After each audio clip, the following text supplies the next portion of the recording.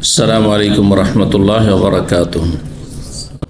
بسم الله الرحمن الرحيم. الحمد لله رب العالمين والصلاة والسلام على سيد المرسلين نبينا محمد وعلى آله وصحبه أجمعين. أما بعد, সম্মানিত শ্রোতা দর্শক মণ্ডলী, আল্লাহ রাব্বুল আলামিনের প্রশংসা এবং নবী সাল্লাল্লাহু আলাইহি সাল্লামের উপর সালাতু সালামের পর আজ সোমবার 15 জিলহজ 1447 হিজরি মোতাবেক 1 জুন 2026 আমাদের ধারাবাহিক প্রশ্নোত্তর পর্ব নম্বর 140। এই হজ এবং ঈদুল আজহার পরে সমস্ত মুসলিম ভাই বোনদেরকে জানাই আন্তরিক মোবারকবাদ। আল্লাহ রাব্বুল আলামিন যেন আমাদের আপনাদের পক্ষ থেকে কবুল করেন। তাকাব্বাল আল্লাহু মিন্না মিনকুম সালিহাল আমাল। প্রথম প্রশ্ন করেছেন, বলছেন, আসসালামু আলাইকুম শাইখ। ওয়ালাইকুম সালাম। আমি আমার চুল বড় করছি, কোনো ভাই বলছেন, তাই আমি হেয়ার ব্যান্ড ইউজ করতে পারি কি? হেয়ার ব্যান্ড ইউজ করা অথবা এমন কিছু যেটা দিয়ে মহিলাদের মতো করে চুলকে পিছন দিকে বেঁধে রাখা হয়, এটি মহিলাদের সাথে সদৃশ্যতা। আর যদি এই সদৃশ্যতাই হয়, আর বর্তমান এটাই হচ্ছে, অধিকাংশ যারা এইভাবে চুল রাখছে বলছে এটি হচ্ছে সুন্নতি চুল, বাবরি চুল, তাদের অধিকাংশই হচ্ছে দাড়িবিহীন লোক। এই হারাম কাজ করে, যে প্রতি সপ্তাহে বরং সর্বক্ষণ এই হারামে জড়িয়ে রয়েছে, দাড়ি মুন্ডে থাকে। দাড়ি বাড়ানো ফরজ ওয়াজিব। জি, দাড়ি যেই ব্যক্তি রাখবে না সেই ব্যক্তি গুনাহগার, পাপী। এই এত গুরুত্বপূর্ণ নবী সাল্লাল্লাহু আলাইহি ওয়াসাল্লামের আদর্শ, ফরজ আদর্শ কি, ফরজ সুন্নাত কি, মানে ফিকহের ভাষায় সুন্নাত নয়, নবী সাল্লাল্লাহু আলাইহি ওয়াসাল্লামের আদর্শ হিসাবে সুন্নাহ, আর ইসলামের ফিকহের বিধান হিসাবে সেটি ফরজ ওয়াজিব। এটিকে পরিত্যাগ করে, উপেক্ষা করে, তার কোনো পরোয়া না করে, ইসলাম মুসলিমের পরিচয় না দিয়ে আপনি এই চুল লম্বা করছেন আর মনে করছেন যে এটি সুন্নতি চুল। না, এটি হচ্ছে অভ্যাসগত বিষয় আরবদের, এটি শুধু নবী সাল্লাল্লাহু আলাইহি ওয়াসাল্লামের না, এটি এবাদতগত সুন্নত নয়, সুনানুল এবাদা নয়। চুল বড় করে বাবরি চুল রাখা, যেটি দেশীয় ভাষায় বলা হয় বাবরি চুল, এটি কোন এবাদতগত সুন্নত নবী সাল্লাল্লাহু আলাইহি ওয়াসাল্লামের নয়, বরং এটি নবী সাল্লাল্লাহু আলাইহি ওয়াসাল্লাম ছাড়াও আরব, মুসলিম, অমুসলিম সেই যুগে এইভাবেই সাধারণত লম্বা চুল রাখত। আর পরম্পরা অভ্যাসগত হিসাবে নবী সাল্লাল্লাহু আলাইহি ওয়াসাল্লাম আরবদের যে অভ্যাস ছিল চুলের ক্ষেত্রে, চুল বড় করে রাখা, অনেকে ছোট করে রাখতেন, কিন্তু অধিকাংশরাই এইরকম চুল রাখতেন, মুসলিম কাফের সবাই। এটি নবী সাল্লাল্লাহু অভ্যাস হিসাবে যদি পছন্দ করেন, যেগুলি এবাদতগত নবী সাল্লাল্লাহু আলাইহি ওয়াসাল্লাম আদর্শ সুন্নাহ, সেগুলির বাস্তবায়ন করে, সেগুলির প্রতি আমল করে, তাহলে আশা করা যায় যে আপনি নেকি পাবেন। কিন্তু আপনি ফরজ ওয়াজিব আদায় করবেন না, হারাম না যায় যে ডুবে থাকবেন, আর নবী সাল্লাল্লাহু আলাইহি ওয়াসাল্লাম অভ্যাসের উপর আমল করবেন, এটি ইসলাম পালন নয়, এটি কোনো সওয়াবের কাজ নয়। তারপরে যে বিষয়টি বলছেন যে হেয়ার ব্যান্ড ব্যবহার করতে পারবো কি না, এটি নারীদের সাথে সাধারণত সাদৃশ্যতা যদি তেমন হয় তাহলে হারাম, লানতের কাজ জায়েজ নয়। কিন্তু যদি এটা মনে হয় যে চুলগুলো বিক্ষিপ্ত হয়ে যাচ্ছে সেই জন্য, আর যে চুলটা আমি রেখেছি সেটা যদি আমি এইভাবে হেয়ার ব্যান্ড ব্যবহার করে থাকি বা সুতা, তাগা, গার্ডার ব্যবহার করে থাকি, তাতে নারীদের সদৃশ্যতা হবে না, তাহলে জায়েজ হতে পারে, হারাম বলা যাবে না, ওলামারা বলেছেন। আল্লাহু আ'লাম। 2 নম্বর প্রশ্ন বলছেন, আসসালামু আলাইকুম শাইখ। ওয়ালাইকুম সালাম। এক ভাই জানতে চাইছে, বসত বাড়ি থেকে কবরস্থানে নির্দিষ্ট কোনো দূরত্ব আছে কি? না, কোনো দূরত্ব নেই। কোরআন ও সহিহ হাদিসে আলোকে জানার উপকৃত হবে, অসুবিধা নেই। এমনটা না হয় যে আগামী দিনে জমি জায়গার দাম বেড়ে গেল ভিটে মাটির, আর তারপর তখন কবরের উপর বাড়ি করে দিলেন, কবরের উপর আপনার উঠা বসা চলাফেরা শুরু হয়ে গেল, এটা হারাম, জায়েজ না। কবরের উপর উঠা বসা করা, পা দেওয়া, হাঁটা চলা করা সব হারাম। যে বাড়ি ঘর বানানো সব হারাম, জায়েজ না। জীবিত হোক মৃত হোক, যে আগে কোনো জায়গায় তার অধিকার বসে গেছে, মানে কবর তৈরি হয়ে গেছে, তাহলে তার অধিকার, আপনার আমার কোনো অধিকার নেই সেই জমির উপর। বাকি কথা হলো যে বাড়ির পাশেই যদি কবরস্থান হয়, ঘরে সেটি আছে, জায়েজ নাই। অথবা পারিবারিক কবরস্থান, নিজের ভিটের মাটির এক সাইডে আপনি আপনার বাবা মায়ের আত্মীয় স্বজনের কবর দিচ্ছেন, আর সেখানে শিরকের আশঙ্কা নেই আগামী দিনে, কোনো পাকা কবর দিচ্ছেন না, তাহলে জায়েজ, কোনো দূরত্বের এমন কোনো শর্ত শরীয়তে নেই। 2 নম্বর প্রশ্ন বলছেন না 3 নম্বর প্রশ্ন বলছেন, আসসালামু আলাইকুম শেখ রহমতুল্লাহ, উটের কুজের মতো করে মেয়েদের চুল বাঁধা হাদিসের নিষেধ আছে। বাংলাদেশের একজন সালাফি শেখ বলছে বাসার ভিতরে চুল এমন করে বাঁধতে পারবে, বাহিরে বের হওয়া যাবে না। হ্যাঁ, ঠিকই বলেছে।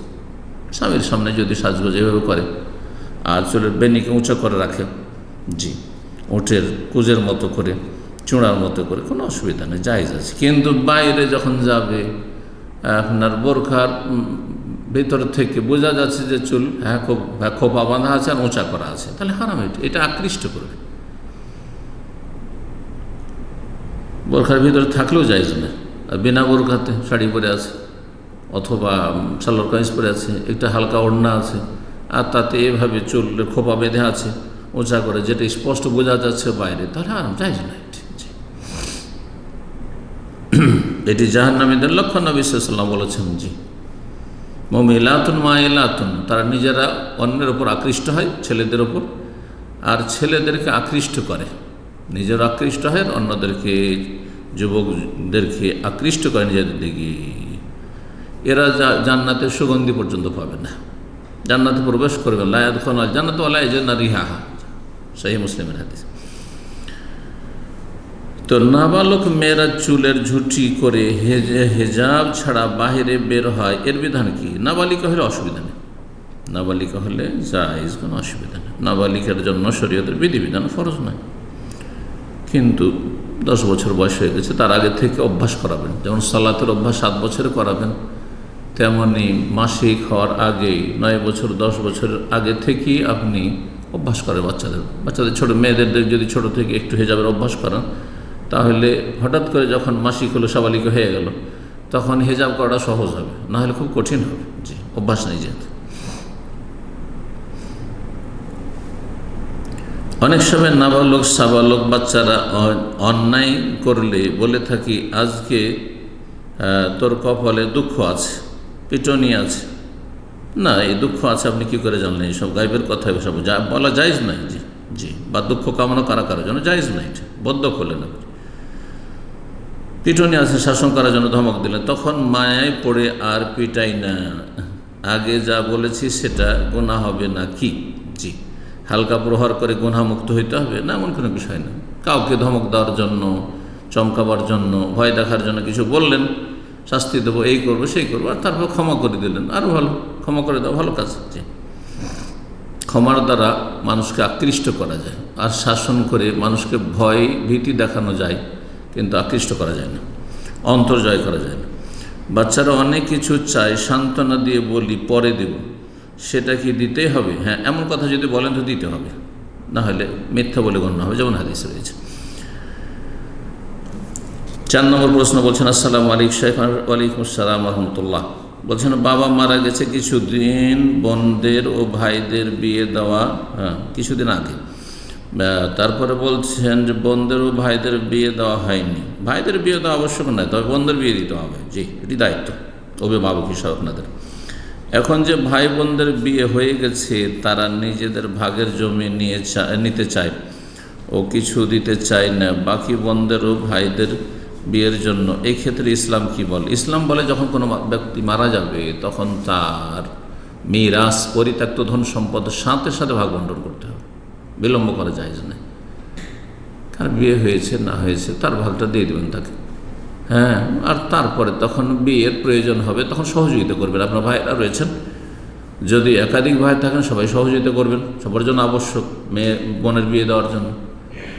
আর যদি একজনই আপনি ভাই হন, বাকি বোনের রয়েছে, তা আপনার দায়িত্ব, আপনি ফরজ আদায় করেন, আল্লাহ রিজিকে বরকত দেবেন। জি, এটুই আপনার ফরজ, যেমন আপনার স্ত্রী ছেলে মেয়েকে ভরণ পোষণ দেওয়া ফরজ। জি,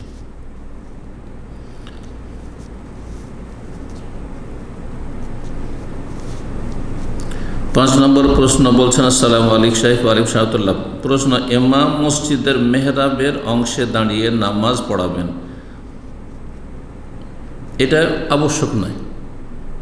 যদি মসজিদে মুসল্লির সংখ্যা বেশি থাকে, তাহলে মেহরাবে সালাত পড়াবেন। কিন্তু অনেক সময় মসজিদে মুসল্লি থাকে না, অথবা গরমের সময় এসি এয়ার কন্ডিশন নেই, ভিতরে গরম, সুতরাং বারান্দাতে সালাত আদায় করছে, জায়েজ আছে। মাসলা হয়তো এইভাবে জিজ্ঞেস করতে চাইছে।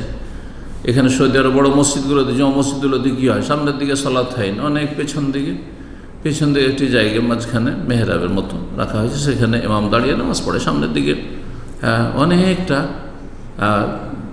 আপনার অনেক কাতার খালি রয়েছে, কোনো অসুবিধা নেই। এইটা জরুরি নয় যে মসজিদে প্রথম কাতার থেকে প্রতিদিন 5 ওয়াক্ত সালাত শুরু করতে হবে, কোনো প্রয়োজন নেই। যেটাতে সুবিধা হয় সেটা করবেন। অনেক সময় গোটা মসজিদ দিকে লাইটিং করলে, ঠান্ডা করলে খরচা বেড়ে যায়। সুতরাং মসজিদের ভিতরটা পুরোটাই বন্ধ থাকলো ওক্তিয়া সালাতে, আর একটা অংশ শুধু পিছন দিকে সালাত হলো, সেটা শুধু লাইটিং করা হলো, সেটা ঠান্ডা করা হলো এসি দ্বারা, ফ্যান দ্বারা। আর জুমার দিনে বা ঈদের দিনে যখন প্রয়োজন হলো, লোক সংখ্যা বেশি, তখন গোটা মসজিদ খুলে দেওয়া হলো, জায়েজ, কোনো অসুবিধা নেই।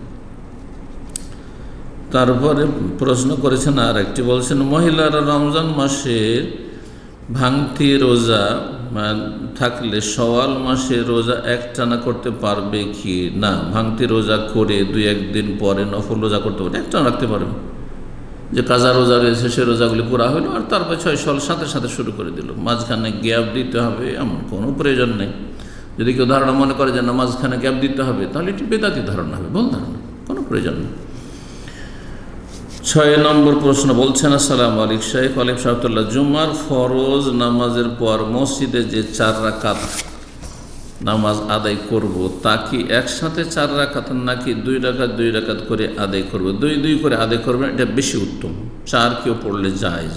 সালাতুল লাইলি ওয়ান নাহারি মাসনা মাসনা, নবী সাল্লাল্লাহু আলাইহি ওয়াসাল্লামের প্রসিদ্ধ হাদিস। রাত দিনের সুন্নত নফল সালাত হচ্ছে 2 করে, জি,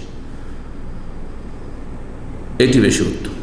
আর কোন আমল বা দোয়া চাকরির ইন্টারভিউ সহজ করে, কোন আমল বা দোয়া চাকরির ইন্টারভিউ সহজ করে দেয়? আপনি নিজের ভাষায় দোয়া করবেন, কারণ আরবিতে আপনাকে দোয়া শিখিয়ে দেবো, কোরআনের অর্থ বুঝবেন না, এমনি পড়তে থাকবেন, ওতে আপনার মন থেকে দোয়া হবে না, অন্তর আপনার নরম হবে না, মনের একাগ্রতা আসবে না, মনোযোগী হয়ে দোয়া করবেন, অন্তর গাফেল থাকবে, মুখে বারবার পড়তে থাকবেন, মানে ওই 100বার দোয়াটা করলে মনে হয় কবুল হয়ে যাবে। ধরুন আপনাকে শিখিয়ে দেন, রব্বানা আতিনা মিন লাদুনকা রাহমাতাও হাইয়্যি লানা মিন আমরিনা রাশাদা, সূরা কাহফের দোয়া, হাইয়্যি লানা মিন আমরিনা রাশাদা, রব্বানা আতিনা মিন লাদুনকা রাহমা, আল্লাহ তোমার পক্ষ থেকে রহমত দান করো, অশেষ রহমত দান করো। যেহেতু নাকিরা অনির্দিষ্ট, অনির্ধারিত, অশেষ রহমত দান করো। রহমতের একটি হচ্ছে আপনার মনের কামনা বাসনা পূরণ হওয়া, আপনার ইন্টারভিউ হোক, পরীক্ষা হোক, আপনার যে কোনো লেখাপড়া হোক, আপনার ব্যবসা বাণিজ্য হোক, সব। হাইয়্যি লানা মিন আমরিনা রাশাদা, আমাদের জন্য সঠিকটা যেটা আমাদের উপকারী সেটা সহজ করে দাও। তা আপনার ইন্টারভিউ হচ্ছে আপনার উপকারী, যেটা ভাবছেন আল্লাহ সহজ করে দেবেন। রব্বি ইশরাহ লি সাদরি ওয়া ইয়াসসির লি আমরি, আল্লাহ আমার অন্তরকে খুলে দাও যাতে সহি শুদ্ধ উত্তর দিতে পারি। ওয়া ইয়াসসির লি আমরি, আমার কাজটি কি, আমার ইন্টারভিউকে সহজ করে দাও, আমরি মানে কাজ, আমার কাজকে সহজ করে দাও। তাহলে এই দোয়াগুলির সম্পর্ক আছে এইরকম বিষয়গুলির সাথে, কিন্তু এটাই পড়তে হবে, অথচ অর্থ বুঝছেন না, আপনি লাভ নেই। আমার পড়লে লাভ আছে, যেসব ভাই বোনেরা বুঝছেন, অর্থ বুঝে পড়ছে, তার জন্য লাভ আছে। কিন্তু বিনা বুঝাতে আরবি দোয়া পড়ার চাইতে নিজের ভাষায় দোয়া করবেন আপনি, এটি আপনার জন্য উপকারী হবে এবং কবুল হয় সহযোগী হবে। জি, বারাকাল্লাহ ফিক। 7 নম্বর প্রশ্ন বলছেন, আসসালামু আলাইকুম শাইখ ওয়ালাইকুম সালাম, আমি মেডিসিনের ডাক্তার, আমি রোগীর 70% আমার রোগীর 70% মহিলা আর 30% পুরুষ রোগী। ভাই কিন্তু ডাক্তার, একজন পুরুষ মানুষই জিজ্ঞেস করেছেন। মেয়েলি রোগ না, তবে মেডিসিনের নানা রোগের চিকিৎসা আমি দিয়ে থাকি। বাংলাদেশের পরিবেশ অনুযায়ী আপনারাও অবগত যে মেডিসিন বা অন্য রোগের জন্য খুব বেশি মহিলা ডাক্তার পাওয়া যায় না। আমি নির্জনতা পরিবেশ যাতে না হয় সে ব্যবস্থা করেছি এবং রোগীর প্রেশার মাপা, শরীরে হাত দেওয়া কোনো প্রয়োজন এসব আমি করি না। আমার মহিলা সহকারী আছে, সম্পূর্ণ নির্জনতা মুক্ত পরিবেশ। আমি শুধু রোগীর অভিযোগগুলি শুনি, কোনো সমস্যা আছে কি না। অনেক মহিলা পর্দা সহ আসে, আবার অনেকে পর্দা ছাড়া আসে। এমতো অবস্থায় আমার মেডিসিনের মহিলা রোগী দেখা কি জায়েজ হবে? আপনার কাছে রোগী এসছে, আপনি দেখে দেবেন। যখন জরুরি নয় তার কোনো কিছু স্পর্শ করা অথবা উন্মুক্ত করে দেখা, তাহলে করবেন না। যদি জরুরি হয়, নিরুপায়, যে দেখতেই হবে অথবা স্পর্শ করতে হবে, তাহলে করবেন, আর না হলে করবেন না। আর যারা রোগী আসছেন তাদেরকে পরামর্শ দেব, যেসব বোনেরা চিকিৎসার জন্য যাচ্ছেন তাদের জন্য ফরজ ওয়াজিব, যদি মহিলা বিকল্প চিকিৎসক থাকে, ডাক্তার থাকে, তাহলে পুরুষ ডাক্তারের কাছে চিকিৎসার জন্য যাওয়া জায়েজ নয়। এই মাসলা তাদের জন্য বলব। কিন্তু আপনার কাছে যখন রোগী চলে এসেছে, বলে যে না না না যাও, আমি মহিলাদের চিকিৎসা করি না, এটা করার কোনো প্রয়োজন নেই। চলে এসেছে, আপনি চিকিৎসা করে দেন। কিন্তু ফাত্তাকুল্লাহ মাস্তাতাতুম, যথাসাধ্য আল্লাহকে ভয় করবেন, অন্তরের ভয় ভীতি থাকবে। অকুল্লিল ইয়াকুযু বিন আবসারিহিম, দৃষ্টি অবনত থাকবে। জি, যদি স্পর্শ করতে আপনি তাকাবেন না। জি যদি এমন কিছু করতে হয়, কিন্তু তাকাবেন না সেদিকে। জি, জিজ্ঞাসাবাদ করতে হচ্ছে, অন্যদিকে তাকে কথা বলবেন। জি, আমরা অনেক সময় অন্যদিকে তাকে কথা বলি, কাজের ব্যস্ততায় নিজের কাজের দিকেও দেখছি আর কথা বলছি, শুনছি, কারো করছি অনেক সময়। যদি এটা বিনা কারণে করা ঠিক না, এটা অহংকার পরিচয় দেয়। কিন্তু একজন মহিলার দিকে তাকানো, চেহারা খোলা আছে, ঢাকা বা বোরকা পরে থাকলেও তার দিকে তাকানোর চাইতে আপনি অন্যদিকে তাকাবেন, এটি অহংকার নয়, বরং এটি আপনার তাকওয়া, আল্লাহ ভীতি। সুতরাং আপনার এই পেশা জায়েজ, যেখানে কোনো নির্জনতা নেই, না জায়েজ কিছু নেই, আর আপনার মহিলা সহকারী রয়েছে, আর তার নির্জনতা মুক্ত পরিবেশ রয়েছে, জায়েজ। আল্লাহু আ'লাম। 8 নম্বর প্রশ্ন বলছেন, আসসালামু আলাইকুম শাইখ ওয়া রাহমাতুল্লাহ। আমি যখন জামাতে সালাত আদায় করি, তখন প্রথম বৈঠকে আত্তাহিয়াতু পড়ার পর, তৃতীয় চতুর্থ রাকাতে সূরা ফাতিহা পড়ার পরে এবং শেষ বৈঠকে আত্তাহিয়াতু দোয়া মাসুরা পড়ার পর ইমামকে অনুসরণ করার কারণে আমার হাতে অতিরিক্ত সময় থাকে, ওই সময়গুলিতে আমি চুপ থাকি না? চুপ থাকবেন না, চুপ থাকবেন না। সালাতের ইবাদতে কোনো জায়গায় নীরবতা নেই। শেখ ইবনে উসাইমিন রাহিমাহুল্লাহ বলছেন, লা সুকুতা ফিস সালাহ, সালাতের ভিতরে কোনো জায়গায় নীরবতা নেই, চুপ থাকার কোনো অবকাশ নেই, আপনি পড়বেন। হয় তেলাওয়াত, যেমন কিয়াম যখন তখন তেলাওয়াত, যতক্ষণ উচ্চস্বরে তেলাওয়াত হচ্ছে শুনছেন আপনি, উচ্চস্বরে তেলাওয়াত হয় না, আপনি পড়ছেন। এই জন্য আমরা জোহরে, আসরে সূরা ফাতিহার পরে অন্য সূরা পড়তে থাকি, আমরা আমল করি, এবং এটা হাদিস দ্বারা প্রমাণিত। আমি জোহর আসর শুধু সূরা ফাতিহা পড়ে নিলাম, আর তারপরে সব বেহিসমা রব্বিল আ'লা থেকে হাদিস হলো সেই ধরনের পড়ছে, আমি চুপচাপ দাঁড়িয়ে থাকবো না, মোটেই উচিত না আমার জন্য। আমি তেলাওয়াত করতে থাকবো আমার, কারণ আমার তেলাওয়াত ইমামের তেলাওয়াতের সাথে সাংঘর্ষিক না। কিন্তু যখন তেলাওয়াত জোরে হচ্ছে, উচ্চস্বরে হচ্ছে, আমি শুনতে পাচ্ছি, তখন আমার জন্য শোনা ওয়াজিব, একমাত্র সূরা ফাতিহা ছাড়া। সুতরাং তখন শুনবো, আর অতিরিক্ত পড়বো না। এইরকমই দোয়ার ক্ষেত্রে আত্তাহিয়াত পড়া হয়ে গেছে, দুরূদ পড়া হয়ে গেছে, দোয়ায়ে মাসুরা প্রচলিত 2-1টা যা মুখস্থ আছে পড়া হয়ে গেছে, আর কিছু পড়বেন না, চুপচাপ বসে থাকবেন না, মোটেই না, পড়তে থাকুন, পড়তে থাকুন। আমরা তাই করি, যত দোয়া আছে, তওবা আছে, ইস্তেগফার আছে, পড়তে থাকেন আপনি। রুকু সেজদাতে লম্বা সেজদা করছে, 3 বার পড়ে নিয়ে বসে থাকবেন না, 10 বার 20 বার 50 বার পড়তে থাকেন আপনি, পড়তে থাকেন। এখানে কিয়ামুল লাইল রমজানে করেন না? জি, তাহলে জি, এক কথায় সালাতে নীরবতা নেই।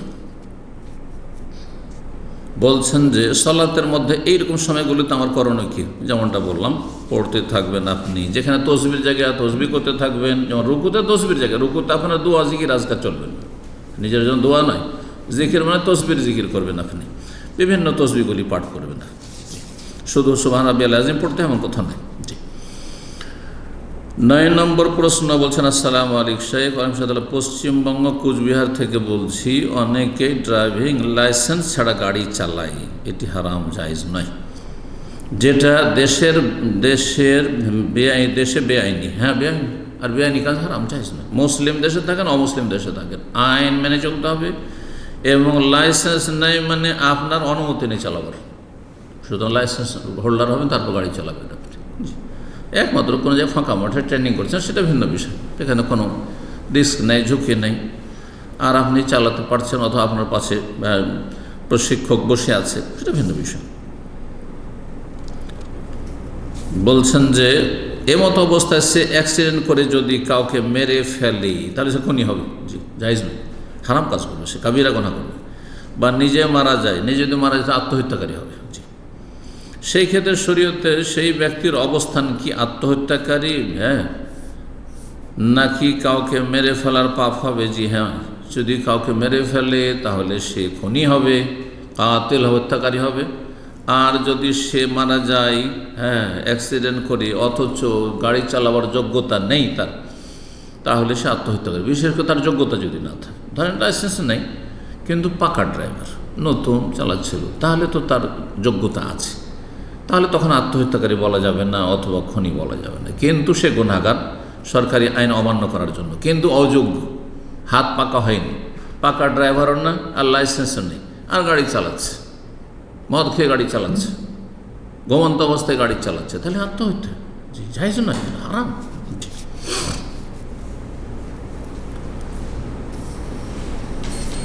10 নম্বর সর্বশেষ প্রশ্ন বলছেন, আসসালামু আলাইকুম শাইখ আলিম সতন, আল্লাহ সর্বত্র বিরাজমান, এটা বিশ্বাস করলে কি ব্যক্তি কাফের হয়ে যায় যদি তাকে এটা জানানো হয় যে এটা কুফরি কথা, বড় কুফর, আর তারপরে সেটা অমান্য করে, অন্ধত্বের পরিচয় দেয়, গোঁড়ামি করে, তাহলে সে কাফের, হুজ্জত কায়েম হয়ে গেছে। কিন্তু তার যদি জানা না থাকে তো বলতে হবে তার কাজটি কুফর, তার কাজটি হচ্ছে কুফর, সে কাফের কিনা আমাদের জানা নেই। আমাদের জানা নেই যতক্ষণ তার হুজ্জত কায়েম না করেছি, তার জন্য সুস্পষ্ট বিষয়টি না করেছি, তার জন্য জানার সুযোগ আছে কিনা। সে সরাসরি জানার সুযোগ হোক অথবা সোশ্যাল মিডিয়া ইউটিউবে সহি আকীদার কথা আসছে কিন্তু সে উপেক্ষা করছে, কোনো মূল্য দেয় না আমাদের কথা, কোরআন সুন্নাহ সালাফি আলেমদের কথার কোনো মূল্য নেই, এক পয়সা মূল্য নেই, তাহলে হুজ্জত কায়েম হয়ে গেছে, শুনছে কিন্তু মানে না, তাহলে সেই ব্যক্তি তখন কাফের হয়ে যাবে। নাকি এটা কুফরন দোনা কুফরন দোনা কুফর মানে ফাসেকি, ছোট কুফরি না, ছোট কুফরি না, বড় কুফরি, বড় কুফরি। তবে বড় কুফরি করলে তাকে কাফের বলার জন্য শর্ত হচ্ছে যে তার অজ্ঞতা দূর করে দেবেন, তাকে জানিয়ে দেবেন, জেহালত যেন না থাকে এবং তার ইলম থাকে, জানার পরে যদি না মানে। কেউ যদি আকীদা সম্পর্কে ধারণা না থাকার কারণে এই বিশ্বাস পোষণ করে তাহলে তার ব্যাপারে শরীয়তের হুকুম কি? আকীদা বিষয়ে যদি তার ধারণা না থাকে তাহলে সে ধারণা নেওয়ার সুযোগ পেয়েছে কিনা, যদি সুযোগ পেয়ে থাকে, বনে জঙ্গলে সে ছিল না, ইন্টারনেট জগৎ থেকে দূরে ছিল না, আলেম ওলামা সালাফি আলেম ওলামাদের কাছে আশেপাশে থেকেছে, তাদের কাছে জানার সুযোগ হয়েছে, তারপরেও জানেনি, মানেনি, তাহলে সে কাফের। আর যদি এসব সুযোগ না পেয়ে আফ্রিকার জঙ্গলে কোথাও ছিল যেখানে ইন্টারনেট ফ্যাসিলিটি ছিল না, তা বন্য মানুষ ছিল, অশুভ ছিল, কোনো খবর নেই দুনিয়ার খবর যে নবী রসুল এসেছেন, সেটা ভিন্ন বিষয়।